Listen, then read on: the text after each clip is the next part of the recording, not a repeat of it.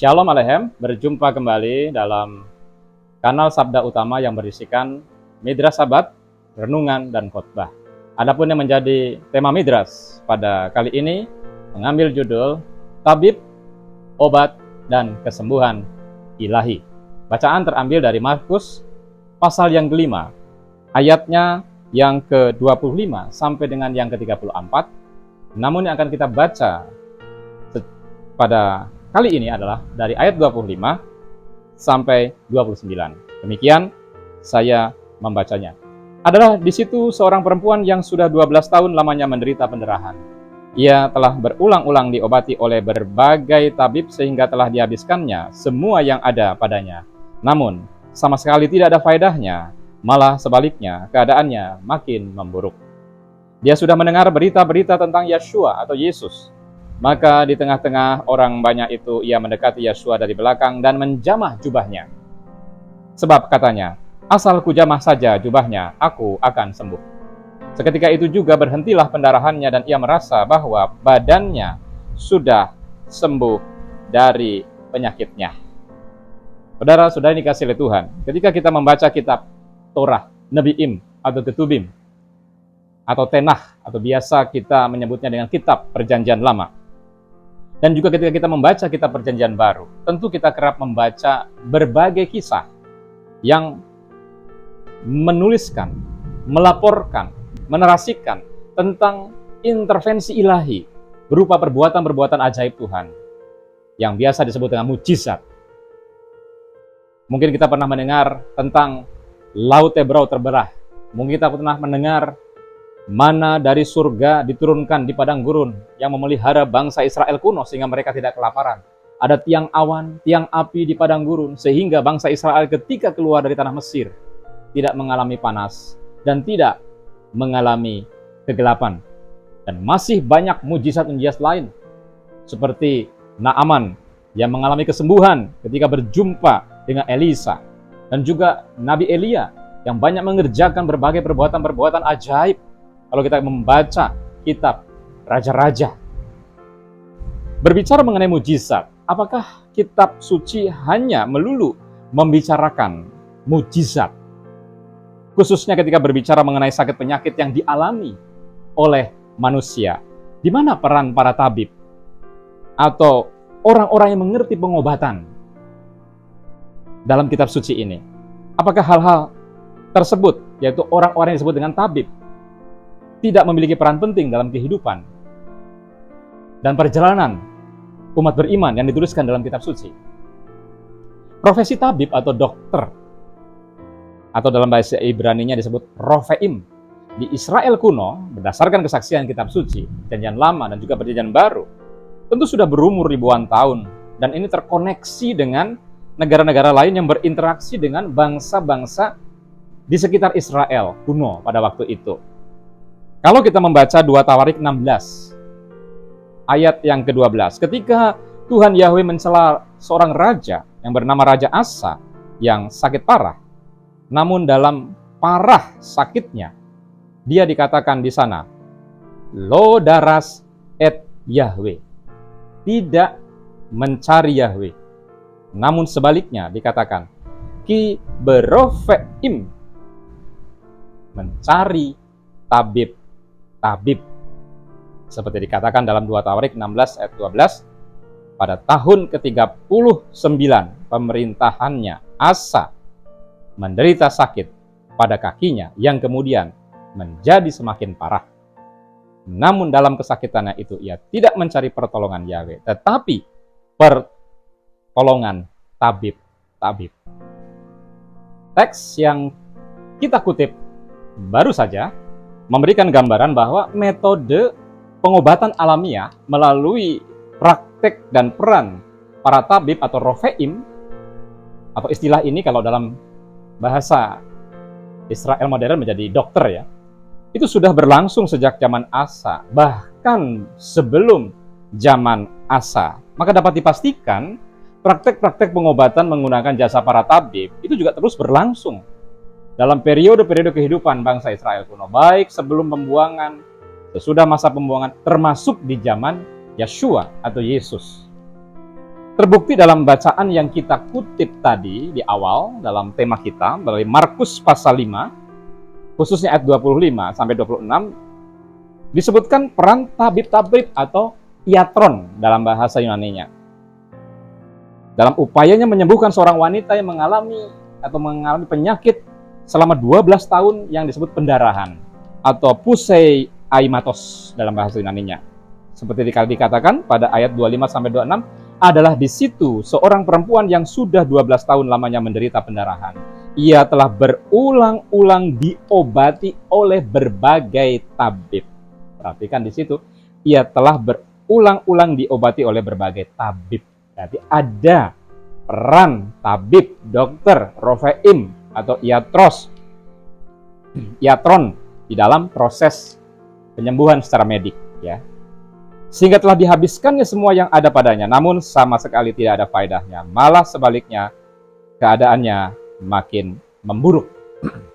Dari kutipan-kutipan teks di atas, baik dari Markus pasal 5 ataupun 2 Tawarik pasal yang ke-16 tadi, kita mendapatkan sebuah gambaran.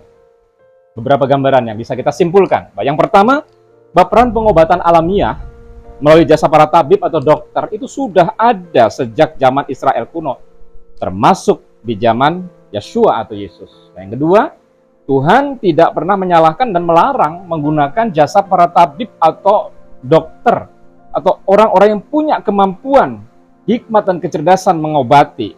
Bukankah hikmat, pengetahuan, kepandaian termasuk menemukan obat, termasuk menemukan berbagai hal-hal yang bisa menyembuhkan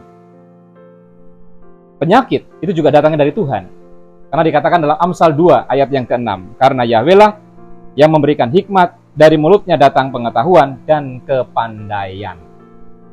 Yang ketiga, ada saatnya ketika peran pengobatan alamiah itu gagal, maka intervensi ilahi itu datang.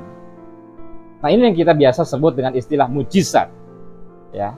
Niflaot, perbuatan yang ajaib. Ya. Yang keempat, mujizat sebagai bentuk intervensi ilahi itu tidak pernah berhenti atau tidak berlaku lagi. Seperti anggapan beberapa orang, hanya karena sekarang dunia telah berkembang menjadi dunia yang modern, meninggalkan dunia yang tradisional, maka hal supranatural ditinggalkan, termasuk intervensi ilahi yang disebut mujizat, juga dikatakan sudah tidak berlaku lagi. Namun kitab suci tidak pernah mengatakan seperti itu, firman Tuhan tidak pernah mengatakan seperti itu. Dia sama dulu, sekarang, dan yang akan datang.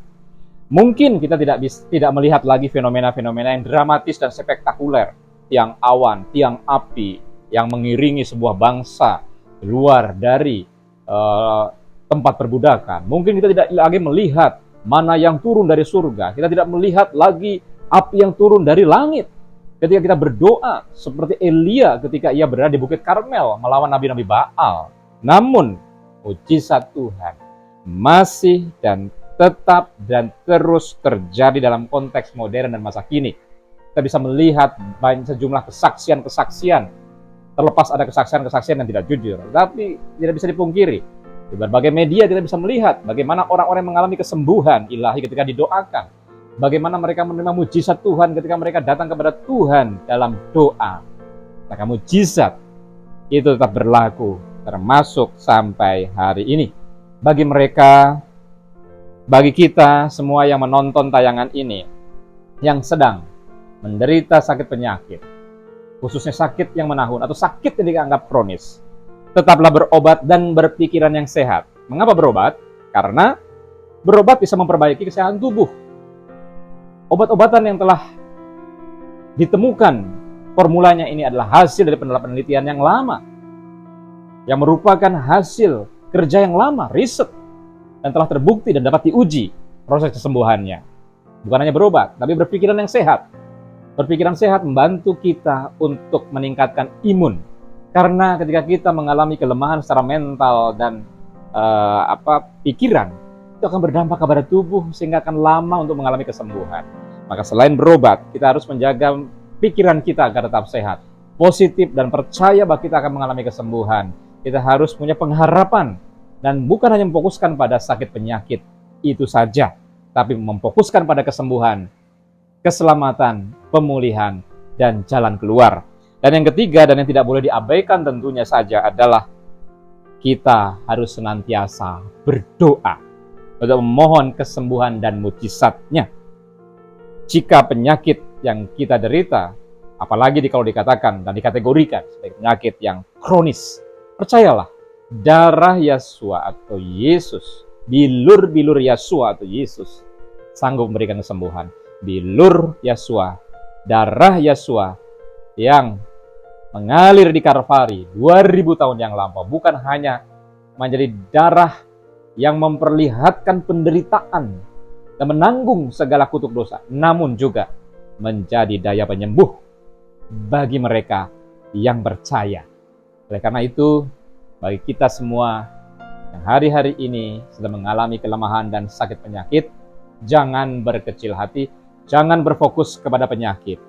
Kita tetap berobat, kita tetap berpikiran sehat, dan kita meminta mujizat.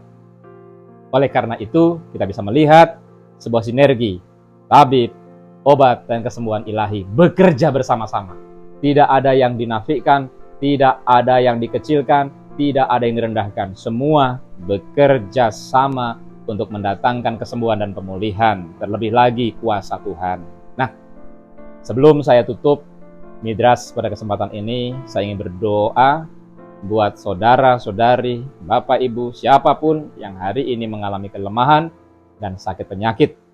Mari letakkan tangan saudara dan saya akan berdoa buat kita semua supaya mendapatkan pemulihan, kesembuhan, keajaiban, mujizat Tuhan. Saya berdoa. Bapa di surga, Yahweh Tuhan Raja alam semesta, Tuhan pencipta langit dan bumi, yang esa dan roh adanya, yang kami sembah, kami kasihi dalam Yesua Sang Mesias, Juru Selamat kami. Hamba-Mu berdoa buat siapapun yang hari ini sedang mendengarkan renungan ini, firman ini, khotbah ini, biarlah mereka mendapatkan kekuatan, mendapatkan pemulihan dan pembaruan pengharapan. Mereka yang sakit hari ini, hamba-Mu berdoa, mendapatkan lawatan yang daripada-Mu. Yang sakit disembuhkan, yang lemah dikuatkan, yang berbeban berat diangkat bebannya. Yang mengalami sakit penyakit, diangkat sakit penyakitnya oleh bilur Yesua, oleh darah Yesua.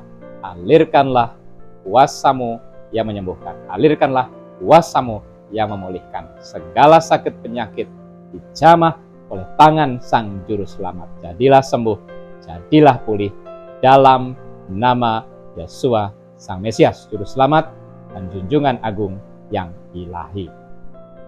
Demikian doa yang bisa disampaikan, dan demikian pula renungan yang bisa disampaikan pada kesempatan hari ini. Kiranya setiap kita mendapatkan pembaharuan iman dan pengharapan di dalam sabda Sang Juru Selamat. Berbahagialah setiap kita yang mendengar, merenungkan, dan melakukan firman Tuhan. Shabbat Shalom, Tuhan Yahweh, Bapa Surgawi, Pencipta langit dan bumi, memberkati di dalam Yesua Sang Mesias, Juru Selamat dan Junjungan Agung yang ilahi. Haleluya. Amin.